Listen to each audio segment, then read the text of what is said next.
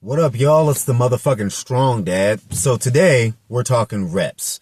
Mainly the best rep ranges for muscle growth, as well as the best ranges of motion for muscle growth to help you guys improve your lifting career. So before we get into that, I just want to talk to the people in the room whom this applies to.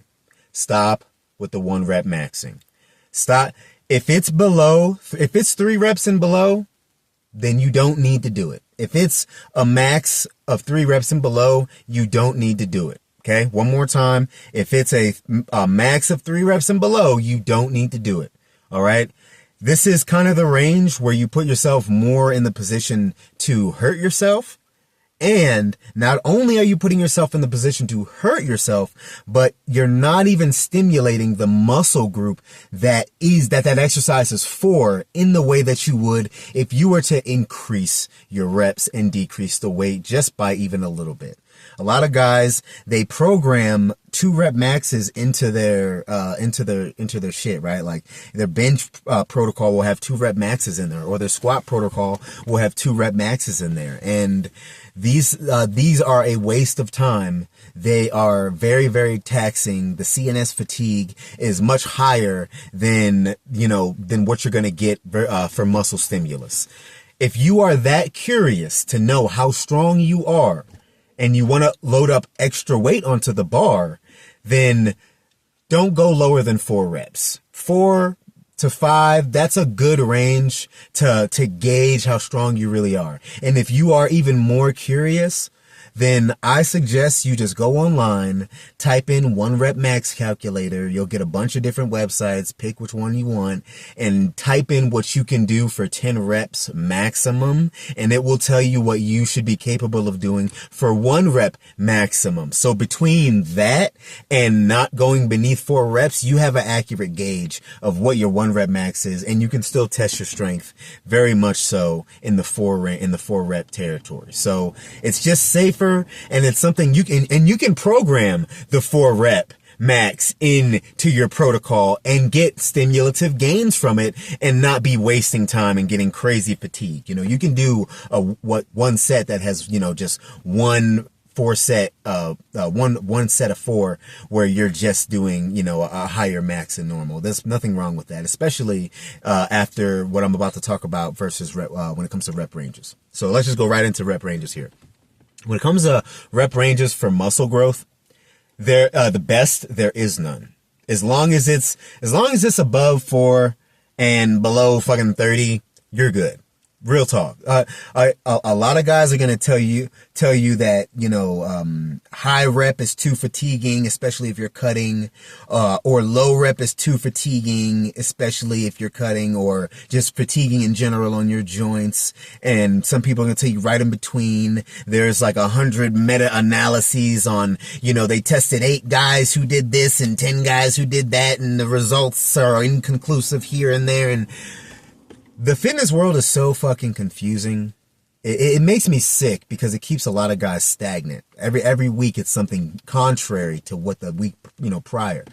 When it comes to your rep ranges, do what works, like what feels the best to you. Okay. This is what you're looking for: good stimulus. Okay. So it's not too little that you don't feel like you're stimulating the muscle at all. You're not getting at even the least bit sore or pumped from it at all, right? So you definitely want rep ranges that give you at least a pump and give you good stimulus, okay? You don't want it to be too taxing. So if the rep ranges you're using, your chest or your back or your legs or whatever are just so fucking wrecked the following day, the soreness is so much that even it's causing you to not recover fast enough to do your next exercise, then dial back the reps a little bit. And this is saying that you have a good program. You don't have too many exercises, because you could also have too many exercises in your program, but we'll cover that at a later date. But as long as it's not too high that you're not recovering, and it's not so low that there is no type of soreness or pump, if it's in between that range, dabble with what you like the best. For me, I really like the 6 to 9 range, the 6 to 9 or the 5 to 9 range. That's my favorite range because I can test my strength on the low end, and on the higher end, I'm still progressing faster. You know, I'm still progressing, and also from a just a pure strength perspective and not a power perspective, you know, 9 reps is enough to say that you have adequate strength on something. You'll need to be able to bang out 15 reps in order to prove you have strength on it, especially if you are progressing fast from the low end to the high end every single week. Then guaranteed, if you drop the weight to something that you can produce 15 reps with, you'll be surprised at what you do. This is especially true with bench press. If you're a guy who never programs more than 10 reps on a bench press, I challenge you to just toss on 135 and see if you can do it for 20. If you're benching 205 or more, see how much you can do 135 for. You'll be pretty surprised. So there's a benefit to high reps at some point. But yeah, so like for me, I program between 5 to 9 or 6 to 9 range is my favorite. Sometimes, and for certain muscle groups, I don't program anything lower than 10. And that's just because this is how my body responds. Over time, you need to become good at knowing what your body responds to. No fitness professional, no trainer, no athlete, nobody for no matter how long they've been doing this can tell you what rep scheme works for you. They can't tell you what rep scheme is the best for you. They can only make suggestions, and they always seem to make the wrong suggestions, or they are so dogmatic that their suggestions forget it. You know, they exclude everyone else. So I'm just going to tell you, it's, you know, no higher than 30, no lower than 4, and you're golden somewhere in there. You have to search for that fatigue ratio and apply that to your exercise program. I know that's not what you wanted to hear, but I don't give out I don't give out these bullshit answers. This is the truth. This is the legitimate truth. So when it comes to ranges of motion, this is different. Some guys are full ROM. Some guys are partial ROM. Some guys are everything in between. I'm an everything in between guy. I do believe that, so we'll break it down as an example, right? You're doing rows, seated rows. Okay.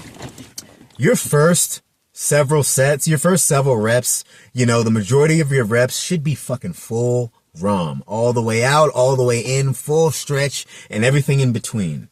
And this is every single rep of every single exercise you do, okay? Those last couple reps, if you are, let's say you're on your last set or your second to last set, and you're on your last couple reps, like I talked about when it comes to ego lifting and length and partials, that's when partial ROM is perfectly acceptable. If you can't do full ROM with the weight and you're in the partial territory, do it. Don't put the weight down just because you can no longer go full ROM. You want to eke out as much of your gains as possible. And I probably could have told you this with the last video, but I forgot about it. So, you know, full ROM and partial ROM, put them together. Now, you can also do strict partial ROM sets, you know, prison style, where where you're doing just like the partials, whatever. Best example is bench press, doing, you know, partial reps on a bench press, or push-ups, pause squats, where you're not going all the way up and you're coming all the way down, pausing at the bottom range, coming up but not all the way up. That way, maintaining full tension on the quads, things like that. Those are perfectly acceptable, but most novices don't even need to do that. If you are a beginner or a novice, you should be doing full ROM all the time, with the exclusion of your last couple reps to move you forward up in weight. That's the star put on the paper. That's it. Full ROM to partial, never partial anything until you're more advanced. When you're more advanced, start trying some partial shits and things like that, and you're gonna fucking love it. Trust me. That's pretty much it. You know, as far as programming is concerned, it's going to take me a minute, but I'm going to break down how to create a program for the guys who are in that threshold, that area where they are ready to make something more personalized for themselves with workouts they like. It's just going to take me a minute because that's the kind of stuff, you know, I might need to do a PowerPoint for. I got a little notepad here. Let me see what's So the next video I'm going to do is going to be bulking and cutting for dummies. Will I lose muscle while dieting? Why should I plan my winter bulk now? Yada yada. If you got any other questions about bulking and cutting that I can throw in there, let me know. And then after that, I'm going to talk about break sets and rack pulls. And these are for guys who are trying to get past a certain strength barrier and they're starting to stick, but you know, they're still getting high stimulus, so they're not plateauing. They're just sticking on that weight specifically. So I wanted to talk about that and help you guys out. But other than that, that's all I got for today. Much love, y'all. Peace.